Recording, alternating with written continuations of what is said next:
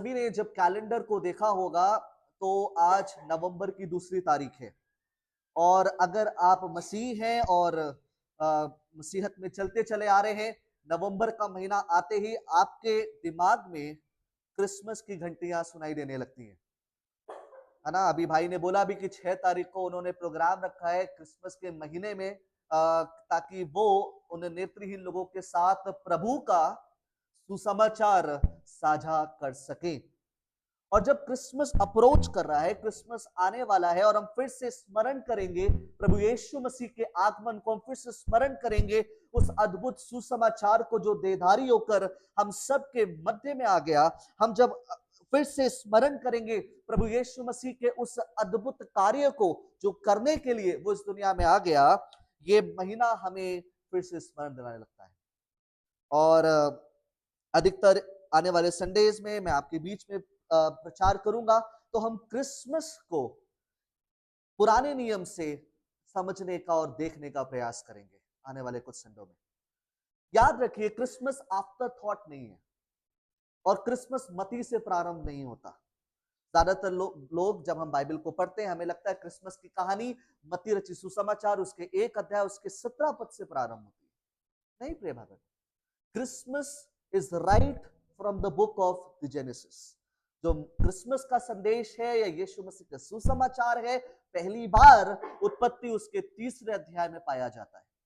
और उसकी 15वीं आयत जो जिसको मैंने आपके मध्य में आज पढ़ा है, आज हम मुख्यतः उस पर फोकस करेंगे, उस पर बात करेंगे, क्योंकि ये जो 15वीं आयत है, ये पूरे बाइबल में पाया जाने वाला प्रथम सुसमाचार है। जब 3रा अध्याय हम पढ़ते हैं, पहला और दूसरा अध्याय उत्पत्ति का पढ़ते हैं, तो बहुत आनंद मिलता है, क्योंकि परमेश्वर ने सृष्टि को बनाया, मनुष्य को बनाया, हम सबको बनाया। और कैसे बनाया? अपनी स्वरूप और अपनी समानता में। किसने बनाया? ताकि वो अधिकार रखे, और परमेश्वर ने उसको आज्ञा दी। लेकिन जब हम 3रा अध्याय तक आते हैं, तो 3रे अध्याय तक आते आते वी रीड एंड लिसन, जब भी हम वचन को पढ़ते हैं या सुनते हैं, हम इस बारे में देखने पाते हैं कि एक महान बड़ा पतन हुआ, कि मनुष्य परमेश्वर से हमेशा हमेशा के लिए अलग हो गए। मनुष्य परमेश्वर से के साथ जो उसका रिश्ता था, वो हमेशा हमेशा के लिए टूट गया। क्योंकि जब हम मृत्यु की परिभाषा देखते हैं, तो मृत्यु की परिभाषा क्या है? सेपरेशन, अलगाव। आदम मर गया, हव्वा मर गई, प्रथम मनुष्य मर गए। वो जो हमारे प्रतिनिधि हैं, वो जो समस्त मानव जाति को रिप्रेजेंट करते हैं, वो मर गए। यानी कहने का अर्थ क्या है? हम सब मर गए। और इसीलिए ये 15वीं आयत इस अध्याय की बहुत मुख्य आयत है। और अगर आप पूरी बाइबल की कहानी पढ़ेंगे, उत्पत्ति से लेकर प्रकाशित वाक्य तक, वो सारी कहानी इस 15वीं आयत पर आधारित है। क्योंकि परमेश्वर का वचन परमेश्वर की उस उद्धार की महान कहानी है, उस उद्धार की अद्भुत कहानी है, जो उत्पत्ति से लेकर प्रकाशित वाक्य तक पाई जाती है। और हम इस आयत को कहीं ना कहीं किसी ना किसी तरीके से, कोई भी कहानी पढ़े, चाहे हम अब्राहम की कहानी पढ़े, चाहे हम दाऊद की कहानी पढ़े, चाहे हम भविष्यवक्ताओं की भविष्यवाणियों को पढ़े, हम एक ही आयत को बार बार किसी न किसी तरीके से गूंजते हुए सुनेंगे। और वो है ये 15वीं आयत, कि एक ऐसा वंश आएगा जो स्त्री का वंश होगा, जो सर्प के वंश और सर्प के सर को, यानी जिसको हम प्रकाशित वाक्य पढ़ते तो शैतान कहते हैं, उसके सिर को हमेशा और हमेशा के लिए कुचल डाले। ये सुसमाचार है प्रिय भाई, ये क्रिसमस का संदेश है। और इसी को फैलाने का काम, चाहे आप ऐसी फाउंडेशंस को देख ले जो नेत्रहीनों के बीच में काम करती है, हम कलीसियाओं को देख ले, परमेश्वर ने इसी को फैलाने का कार्य हम सबको दिया है। अगर आप मसीह यीशु के चेले हैं, तो आप इस सुसमाचार से अलहदा नहीं है, इससे अलग नहीं है। आप सुसमाचार में हैं, सुसमाचार के द्वारा हैं, और सुसमाचार के लिए हैं।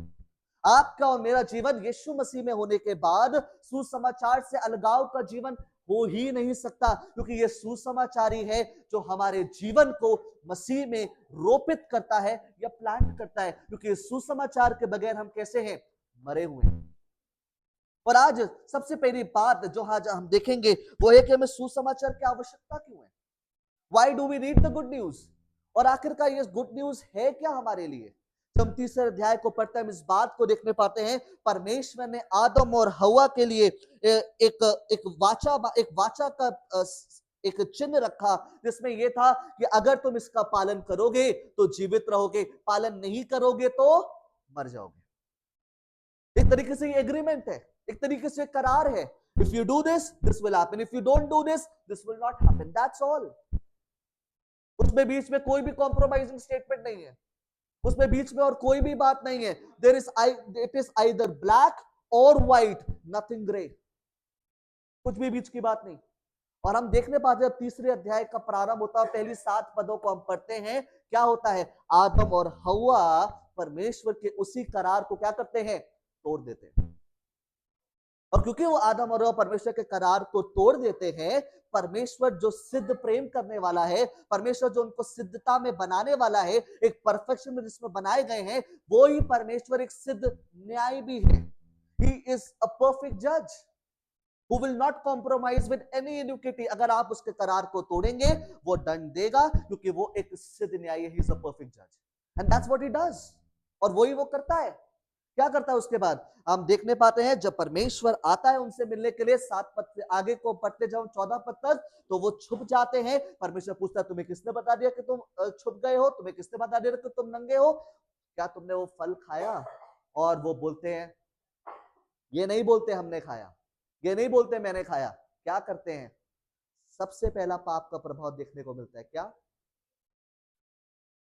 एक दूसरे पर तो बाद में लगाएंगे, सबसे पहले परमेश्वर पर लगाते हैं। तूने जो ये स्त्री मेरे साथ रहने के लिए दी है, सबसे पहले छुप गए, पाप का प्रभाव। दूसरा क्या, you have given this woman, it's you.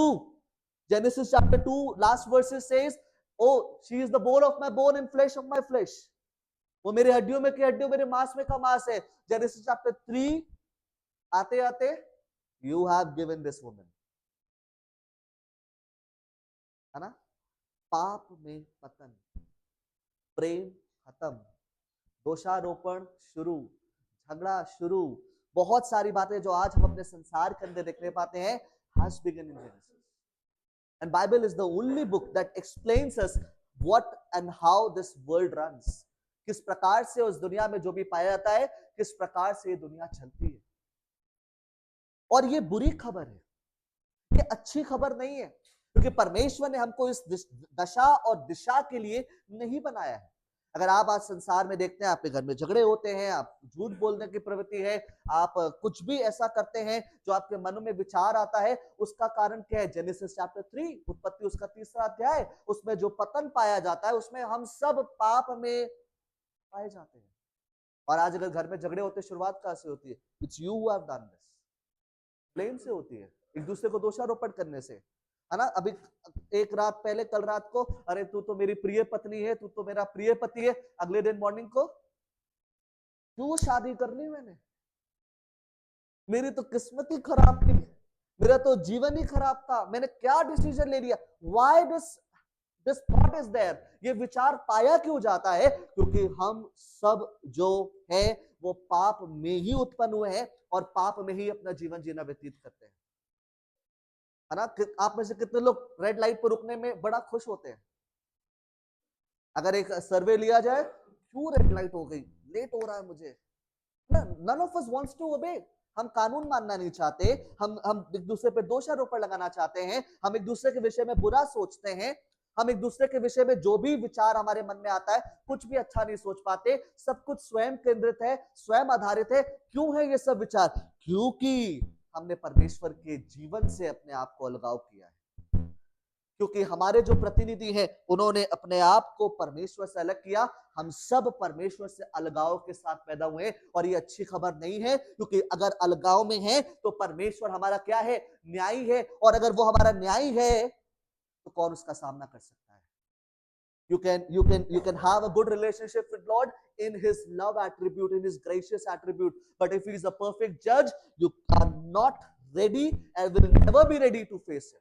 आप उसका सामना सिर्फ उसके प्रेम और करुणा में कर सकते हैं, आप उसका न्याय के दशा में उसका सामना नहीं कर सकते। रोमन्स चैप्टर 8 कहता है, if God is for us, then who can be against us? अगर इसको आप थोड़ा सा उल्टा करके पढ़े, if God is against us, then who will protect us? कौन हमको बचाएगा, कौन हमको छुड़ाएगा।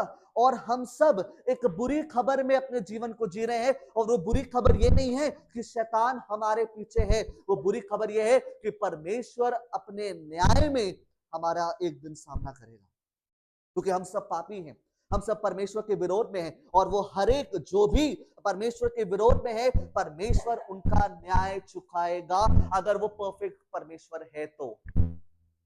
उदाहरण के तौर पे एक कहानी सुनाना चाहता हूं। अगर मान लीजिए आपका कोई प्रिय है, आपका कोई भाई या बहन है, कोई उसकी हत्या कर दे, और आप कोर्ट में केस को लेके जाए और आप जज के सामने बोले नहीं ये दोषी है, इसने हत्या करी है, इसने ऐसा किया है, इसने वैसा किया है, और इसको सजा होनी चाहिए, और जज क्या बोले, नहीं मैं इसमें कोई दोष नहीं पाता, मैं छोड़ देता हूं। आप क्या कहेंगे? इज ए गुड जज? नो, आप बोलेंगे अनजस्टिस है, ये अन्याय है, मेरे साथ अन्याय हुआ है, मेरे भाई को उसने हत्या करा है, लेकिन फिर भी देखो ये कैसे छोड़ सकता है, ये तो अन्याय है। और अगर परमेश्वर ऐसा करे तो क्या कहेंगे? परमेश्वर ही नहीं है वो तो, क्योंकि परमेश्वर न्याय कर नहीं सकता अगर वो परमेश्वर है तो। और अगर परमेश्वर न्याय है तो आप उसका सामना नहीं कर सकते। यही आपके लिए बुरी खबर है, और इसलिए हमें सुसमाचार की आवश्यकता है, इसलिए हमें 15वें पद की आवश्यकता है, इसलिए हमें क्रिसमस की जरूरत है। हर एक मनुष्य जो पृथ्वी पर पैदा हुआ है वो इसी बुरी खबर में पैदा हुआ है कि वो परमेश्वर के न्याय के नीचे है, परमेश्वर के क्रोध के नीचे है। रोमियोस का 3रा अध्याय, रोमियोस का 1 अध्याय, रोमियोस का 2 अध्याय, अगर तीनों आप अध्याय को पढ़ें, आप एक बात कॉमनली देखने पाएंगे कि हम सब परमेश्वर के बैरी हैं। Bible says it that way, we are the enemies of the Lord.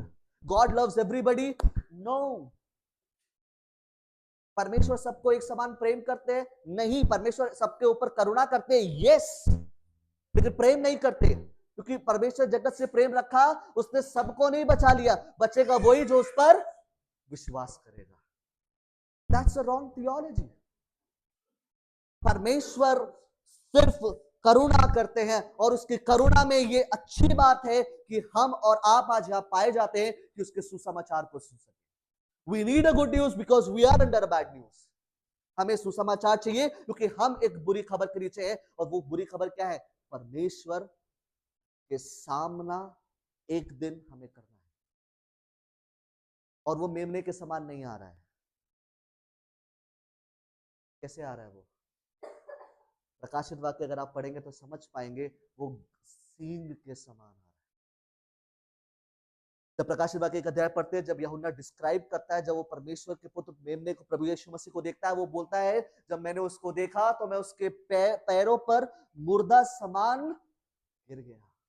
I don't have that courage, audacity to face him. मेरे अंदर इतनी क्षमता नहीं है कि मैं उसका सामना कर सकूं, मेरे अंदर इतनी क्षमता नहीं है कि मैं उसे देख सकूं। आई don't have anything that I can stand before him, because he is so high and in his judgment. वो अपने न्याय में खड़ा हुआ है, वो अपने परमेश्वरत्व में खड़ा है। वो जो मेमने के समान आया है, अब सींग के समान आने वाला है। और ये हमारे लिए अच्छी खबर नहीं है, बुरी खबर है, खासकर उन लोगों के लिए जो आज भी सुसमाचार से वंचित अपने जीवन को जी रहे हैं। और ये आवश्यकता थी। हम सब पाप में इस तरह से लिप्त हैं कि हमें बुरी खबर में है और हमें अच्छी खबर की आवश्यकता है। लेकिन प्रेज बी टू गॉड, प्रभु को महिमा मिले। 15वां अध्याय जब 15वां पद आप पढ़ते हैं तो वहां लिखा है, परमेश्वर स्वयं कहते हैं, और मैं तेरे। सुसमाचार कौन इनिशिएट करता है? अगर बुरी खबर है कि हम परमेश्वर के न्याय से के समक्ष हैं, उसके अनुग्रह करुणा से गिरे हुए हैं और परमेश्वर से अलग हैं, तो वही है जो रिश्ता जोड़ने के लिए पहल करता है। क्या कहता? मैं तेरे, आई विल डू दैट। आदम ने नहीं कहा परमेश्वर सॉरी। इनफैक्ट मैं ऐसा हाइपोथेटिकल सिचुएशन को इमेजिन करता हूं, ऐसा कल्पना में सोचता हूं, ऐसा लिखा नहीं है कहीं, आप बाइबल्स को मत देखिएगा कि ऐसा लिखा है, but I just imagine it like this. अगर आदम शायद सॉरी बोल देता तो आज शायद हम यहां पे नहीं होते, अदन की वाटिका में मस्त घूम रहे होते। एक हाइपोथेटिकल इमेजिनेशन, हम परमेश्वर के साथ जीवन जी रहे होते। लेकिन पाप यही तो करता है, हमें परमेश्वर से अलग करके स्वयं को परमेश्वर की तरह मानने, सोचने, समझने, स्वयं को केंद्र बनाने, स्वयं को सब बातों का स्रोत समझने के लिए मजबूर कर देता है। अरे भैया, हमारे पास बढ़िया नौकरी है, 50,000 की तनख्वाह आती है, क्यों आती है? क्योंकि हमने एमएससी नर्सिंग करी है, क्योंकि हमने पीएचडी करी है, हमने मेडिकल साइंस पढ़ी है, हमने सरकारी नौकरी का आवेदन किया है, हमें इसलिए तनख्वाह मिलती है क्योंकि ये हमने हासिल किया है। याद रखो प्रिय भाई बहनों, इस दुनिया में कोई भी अपनी शक्ति से एक पत्ता भी नहीं हिला सकता। आप और मैं क्या चीज है, इसको थोड़ा और डिटेल में देखिए। अगर परमेश्वर आपको बुद्धि नहीं देते तो, शक्ति नहीं देते तो, मीन्स नहीं देते तो, पढ़ने के लिए आपको जो भी आवश्यकता थी वो नहीं देते तो, परमेश्वर अगर आपको ऊपर करुणा में नहीं होते तो आप कहीं नहीं पहुंच पाते, और हम में से कोई भी कहीं नहीं पहुंच पाता। It's all about God and it's all about him and him alone. एक बात को अपने जीवन को लेकर समझना शुरू कर दीजिए। जब आप इस पृथ्वी पर जीवन जी रहे हैं, आप अपने आप से ना बन सकते हैं, ना अपने आप को आपने खुद बनाया है, और ना ही आप अपने जीवन का संचालन स्वयं अपनी इच्छा अनुसार करने की क्षमता रखते हैं, जब तक परमेश्वर आपके ऊपर करुणा ना करे। None of us. चाहे आपका कितना भी अच्छा एजुकेशन बैकग्राउंड हो, चाहे आपके पास कितना भी अच्छा क्या कहते हैं शक्ल और सूरत हो, no matter what you have, all you need to understand is it's all about him and we live in his created world। हम उसकी बनाई दुनिया में रहते हैं और ये उसने बनाया है, और सुसमाचार भी उसी ने इनिशिएट किया है। मेरा और आपकी शक्ति से नहीं हुआ ये। मेरा आपने तो कहा चाहते ही नहीं थे सुसमाचार से। मैं और आप तो उस परमेश्वर का न्याय करने के लिए बढ़ने जा रहे थे, जिसमें हम सिर्फ और सिर्फ परमेश्वर से अलगाव, परमेश्वर से दूरी और एक ऐसा जीवन एक्सपेक्ट करते हैं जिसको हम रोजमर्रा जीते हैं। आप अपनी रोज की जिंदगी शुरू करते हैं, कितने लोग बहुत हैप्पी मूड से अपनी मॉर्निंग शुरू करते हैं। चलिए, अगर हैप्पी मूड से शुरू कर भी लेते हैं तो कितने लोग हैप्पी मूड के साथ अपनी नाइट एंड करते हैं। And if you do a survey, अगर आप अपनी जिंदगी के अंदर टटोल के देखें, आप इस बात को देखने पाएंगे, ना हम खुशी के साथ अपना दिन शुरू करते हैं और ना ही खुशी के साथ खत्म कर पाते हैं। क्यों? क्योंकि हम सब के सब ये जीवन चुने थे। ये परमेश्वर के द्वारा दिया गया जीवन नहीं है ना। कभी लड़का परेशान कर रहा है, कभी ऑफिस में परेशानी हो रही है, कभी ऐसा हो रहा है, कभी वैसा हो रहा है। ये हमने चुना है और ये पाप का स्वभाव है, पाप का परिणाम है, जिसमें मैं और आप पाए जाते हैं। लेकिन भला हो परमेश्वर, वो भला जो परमेश्वर है, उसने अपनी भलाई इस तरह से प्रकट करी कि उसने अपने सुसमाचार को हमारे लिए इनिशिएट किया। He is the one who initiated it।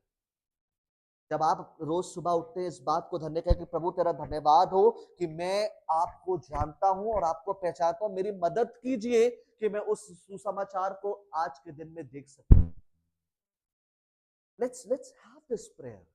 Let's have an attitude, जो एक ऐसा दृष्टिकोण जीवन जीने का जिसमें आप सुबह उठ के बोले, परमेश्वर क्या है मेरा जीवन, रात तक वापिस इसी बिस्तर से उठ रहा हूं, सो पाऊंगा या नहीं सो पाऊंगा कुछ नहीं पता।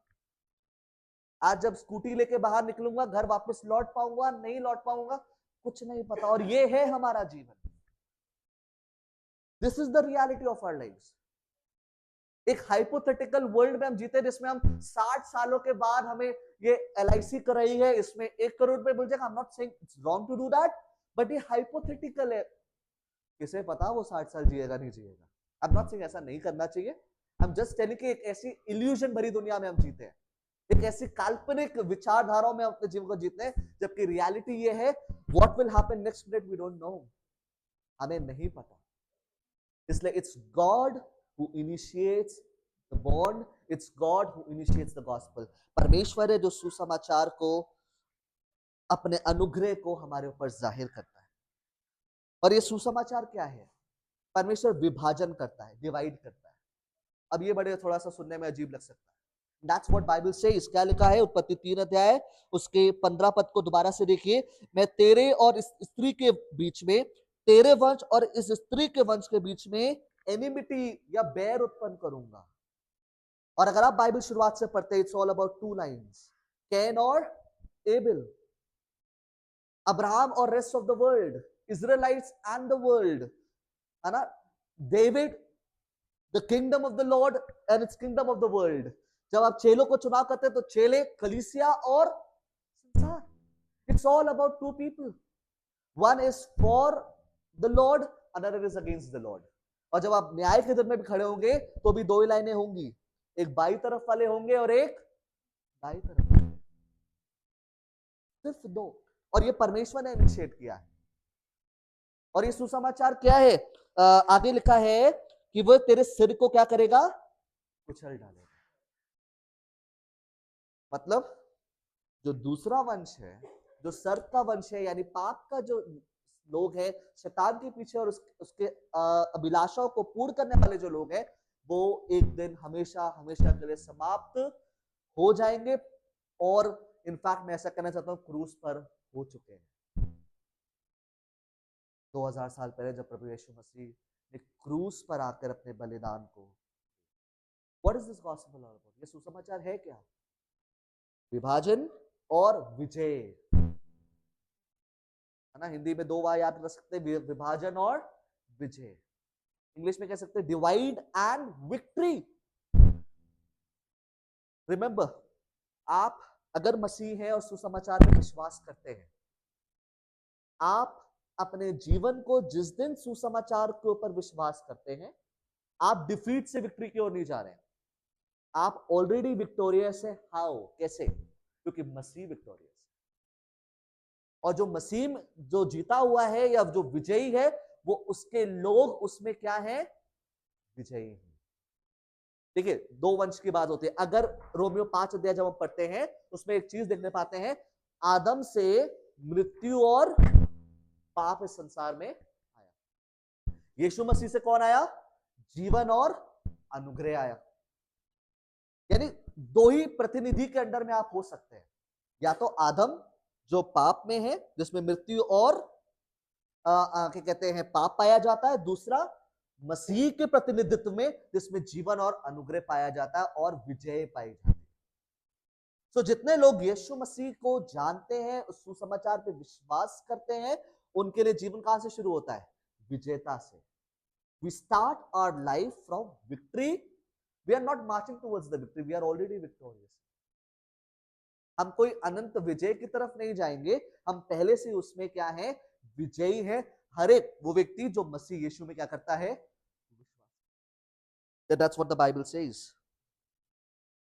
फिर कई बार आप पूछेंगे ये पाप क्यों है, शैतान क्यों है, क्यों हम अपने स्पिरिचुअल युद्ध को लड़ते हैं? क्योंकि ये बाइबल इस 15 आयत के अंतिम पंक्ति में लिखा है, और वह तेरी एड़ी को क्या करेगा? डसेगा। यानी the war will continue, the tension will continue until, जो यीशु मसीह ने कहा है कि परफेक्ट वर्ल्ड आ जाएगा।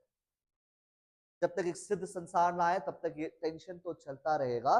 लेकिन एक बात याद रखिए, ये जो सर्प है, जो शैतान है, ये जो दुष्टात्माएं हैं, ये सारी पराजित कर दी गई हैं उस क्रूस पर, जिस पर मसीह मेरे और आपके स्थान पर, मेरे और आपके बदले पर बलिदान हुआ, है ना? कई बार हम ऐसा सोचते हैं, कई बार ऐसा कहते भी है, पादरी साहब प्रेज द लॉर्ड, ऐसा भी बोलते प्रेज द लॉर्ड, क्या हुआ? शैतान बहुत परेशान कर रहा है। मैं आपको इस बात को कहना चाहता हूं, वो हराया जा चुका है। अगर आप मसीह के क्रूस और उसकी विजयी कहानी में विश्वास करते हैं, तो शैतान हराया जा चुका है। हाँ, वो आपको चुनौती दे सकता है, लेकिन आपको हरा नहीं सकता, क्योंकि आप किसमें पाए जाते हैं? मसीह यीशु में।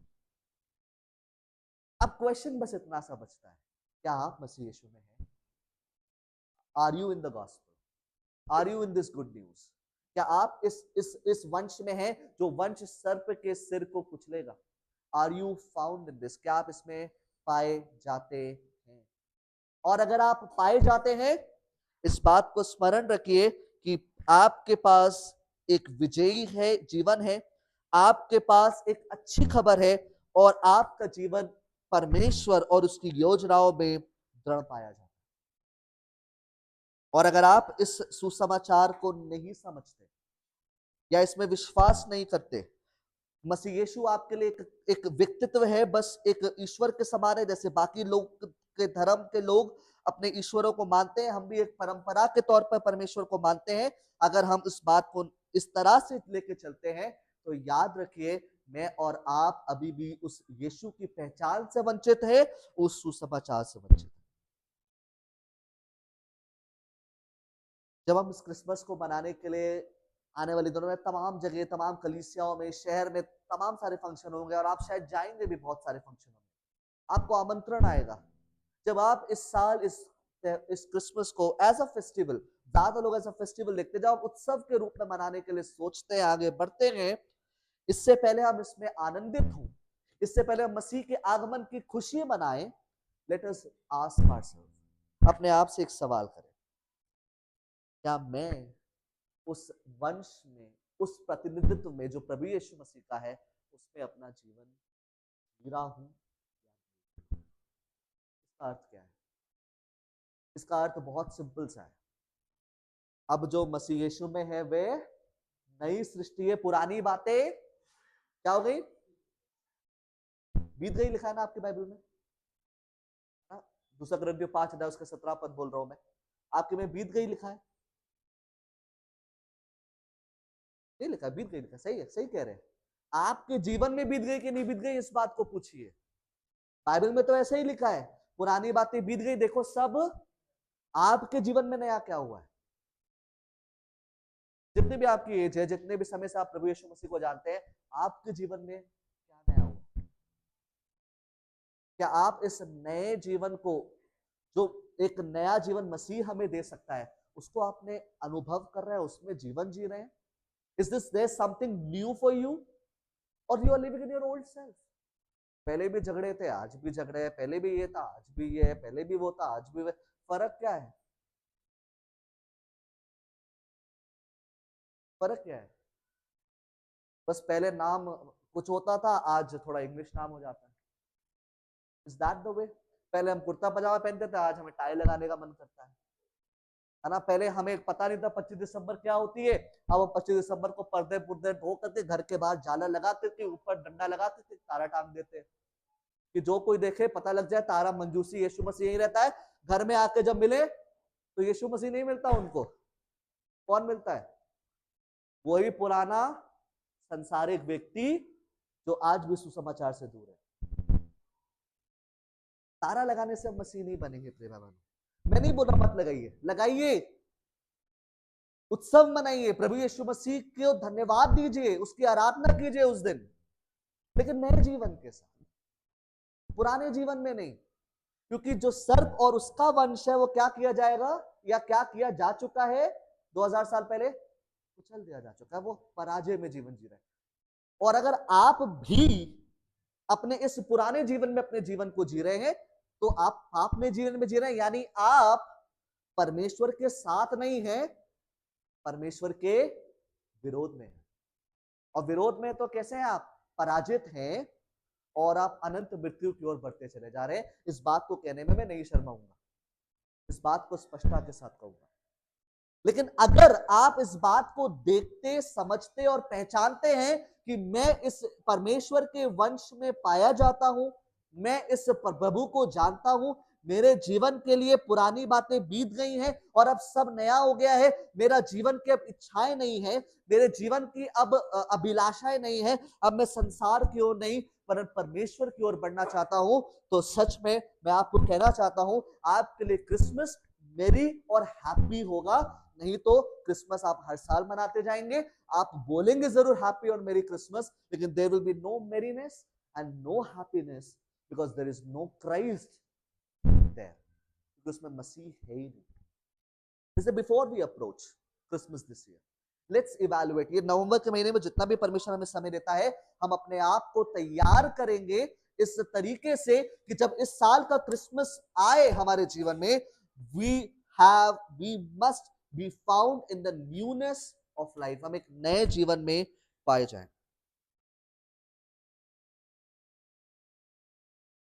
दूसरी बात, जो अंतिम बात है, इसको कह के हम समाप्त करेंगे। जब हम क्रिसमस की तैयारी करते हैं या मसीह के उस जन्म दिवस को, यानी उस पृथ्वी के उसके आगमन को जब हम सेलिब्रेट करते हैं, let's devote ourselves more in worshipping, उसकी आराधना करने में अपने समय को और व्यतीत करें। क्यों करें? Why we should invest more of our life to worship him? And remember, मैंने आपको कुछ संडे पहले बताया था, रिपीट कर देता हूं, worship is not about just singing, Worship is a lifestyle found in Christ. Let's worship. Whether you walk on the road, whether you go for work, whatever you do, devote yourself in worshiping. Why? Because उसके बिना तो जीवन ही नहीं है जी। जीवन जिससे मिला है, बरकत जिससे मिली है, उसकी क्या करनी चाहिए? आराधना करनी चाहिए। वो चाहता है ऐसा करना। क्यों? क्योंकि जब हम पतन को देखते हैं, पतन को समझने का प्रयास करते हैं, जब आदम और हव्वा पाप में गिर गए, उन्होंने परमेश्वर को छोड़ करके अपने आप को परमेश्वर बना लिया और उसकी एक तरीके से उसकी अपने आप की मन की सुन करके अपने आप की आराधना करने लगे। कई बार हम ऐसा बोलते हैं कि भाई बाइबल में लिखा है कि मूर्ति पूजा नहीं करनी चाहिए, अन्य अन्य ईश्वरों की आराधना नहीं करनी चाहिए। अन्य ईश्वर आते कहां से है? आपके मन से। कहां से पाए जाते हैं? सूर्य की आराधना कहां से प्रारंभ हुई? सूर्य ने नहीं कहा मेरी आके आराधना करो, आपके मन से, क्योंकि आप स्वयं में ईश्वर बनना चाहते हैं और एक ऐसे ईश्वर की आराधना करना चाहते हैं जो आपके लिए अच्छा हो। Therefore, when you approach this Christmas, understand, अगर आप यीशु मसीह में विश्वास करते हैं, उसकी आराधना कीजिए। उसकी आराधना करने का अर्थ क्या है? अपने जीवन शैली में उसको अपना संपूर्ण समय, संपूर्ण जीवन, मैं नहीं कह रहा कि आप अपने काम पे मत जाइए, मैं अपनी पढ़ाई लिखाई मत करिए, या आपको जो भी शिक्षण का ऐसा मत करिए, ऐसा नहीं कह रहा हूं। कहने का मतलब क्या है? जो कुछ मैं अब करूंगा वो मसीह यीशु के लिए करूंगा। ऑफिस जाऊंगा, किसके लिए जाऊंगा? मसीह यीशु के लिए। पढ़ाई करूंगा, क्यों करूंगा? मैं सक्सेसफुल हो जाऊं इसलिए नहीं, मेरी अच्छी जॉब लग जाए इसलिए, ताकि मसीह को मेरे द्वारा महिमा मिले। अपनी पत्नी, अपने पति को और प्रेम करूंगा, किस लिए? वो खुश हो जाए, बहुत छोटा रीजन है, लेकिन मसीह को महिमा मिले, मसीह की आराधना हो, इसलिए। बहुत सारी ऐसी बातें हम कह सकते हैं जिसको हम एक्ट ऑफ वर्शिप के रूप में देख सकते हैं। मैं प्रभु के रविवार को कलीसिया में और भी आऊंगा और भी संगतियों में जुड़ूंगा। क्यों जुड़ूंगा? क्योंकि आराधना है। और आराधना क्यों कर रहे हैं? क्योंकि वही तो हमारे जीवन का सब कुछ है और सर्वस्त्र है। इसलिए बिफोर वी अप्रोच क्रिसमस, आज नवंबर का पहला रविवार है, आने वाले रविवारों में हम और सीखेंगे कि क्रिसमस किस तरह से पुराने नियम में बहुत एविडेंटली, बहुत स्पष्ट रीति से पाया जाता है। जब हम देखेंगे और समझेंगे और इस बात को समझेंगे कि मसीह यीशु का आना कितना अद्भुत है, अपने जीवन को हम देखेंगे, जांचेंगे, परखेंगे और इस बात को देखेंगे क्या हम उसकी आराधना करने के लिए और भी आगे बढ़ते चले जा रहे हैं। प्रिय भाई बहनों, यीशु मसीह इसलिए आए कि वो हमें अनंत विजय में, प्रभु यीशु मसीह इसलिए आए कि वह हमको अपनी अनंत कालीनता में, जो रिश्ता हमारा अदन की बागीचा में टूट गया था, वो वापस परमेश्वर के साथ पुनर्स्थापित। और अगर आप और मैं मसीह में पाए जाते हैं तो प्रभु का बहुत धन्यवाद हो कि हमारा रिश्ता पुनर्स्थापित हो गया। लेकिन अगर आप और मैं आज भी अपने पुराने जीवन या मनुष्यत्व में पाए जाते हैं, तो ये क्रिसमस हमें फिर से स्मरण दिला रहा है, भैया अभी देर नहीं हुई है, अभी भी समय नहीं गया है, अभी भी पुराने जीवन को छोड़ने का और नए मनुष्यत्व में बढ़ने का समय है। क्योंकि परमेश्वर आज भी आपके ऊपर करुणा में है, क्योंकि आप ये संदेश सुन रहे हैं कि यीशु मसीह ही सुसमाचार है हमारे जीवन। और वही यीशु मसीह है जो हमें परमेश्वर के दंड से, अनंत मृत्यु से और इस जीवन में तमाम सारी बातों से हमें छुटकारा और छुड़ाने की शक्ति। इसलिए वो आज हमें बुलाना चाहता है, आज हमसे फिर से कहना चाहता है। यदि क्रिसमस आज तक जितने साल जैसे भी मनाया है, मनाया होगा, त्योहार के रूप में मनाया होगा, लेकिन इस बार नए जीवन के साथ, इस बार उस बार पुराना छोड़ करके मनाए। इस बार पाप के जीवन में नहीं, यीशु की धार्मिकता ओढ़ करके इस बार सिर्फ त्योहार नहीं, ट्रेडिशन नहीं, वरन उसकी आराधना करते हुए इस क्रिसमस को मनाना है। और ना सिर्फ इस क्रिसमस को मनाना है, वरन हर दिन क्रिसमस की तरह जीना है, क्योंकि यीशु मसीह ना सिर्फ इस दुनिया में 2000 साल पहले आया, वरन मेरे और आपके अंदर। प्रभु हम सबको आशीष दे और मदद करे कि हम जब आगे अपने जीवन को लेके बढ़ रहे हैं और इस साल का क्रिसमस मनाएंगे, आने वाले जीवन को जिएंगे, ये सुसमाचार हमारे जीवन के लिए सच में एक शुभ संदेश हो जाए। और वो सब संदेश ये है कि परमेश्वर खुद ये कहते हैं, मैं तुम्हारे लिए उद्धार का प्रबंध करूंगा, मैं तुम्हें अपने स्वयं के न्याय से बचाऊंगा। ऐसा प्रेमी और महान परमेश्वर कहाँ मिलेगा। आइए अपनी आंखों को बंद करें और परमेश्वर के उस अद्भुत कार्य की ओर अपनी दृष्टि को लगाएं जो उसने क्रूस पर हमारे लिए किया।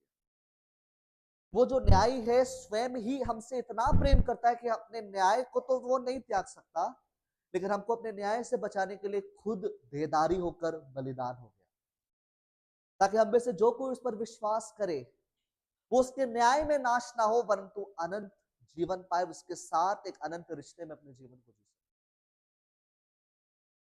प्रभु से सहायता मांगे क्योंकि वही है, उसका आत्मा ही है जो हमें सहायता करता है उसके उसमें और उस नए जीवन में जो उसने हमें दिया है मसीह में।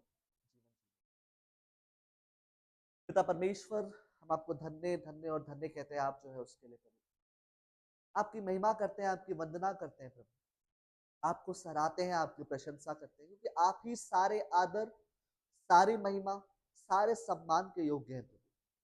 प्रभु हम तो मरे हुए थे, पापों में जूझ रहे थे प्रभु, और हमारे पास कोई भी रोशनी नहीं थी, लेकिन धन्य हो प्रभु आप, प्रभु कि आपने कहा कि मैं ऐसा करूंगा। आपने उस सुसमाचार को हमारे लिए दिया।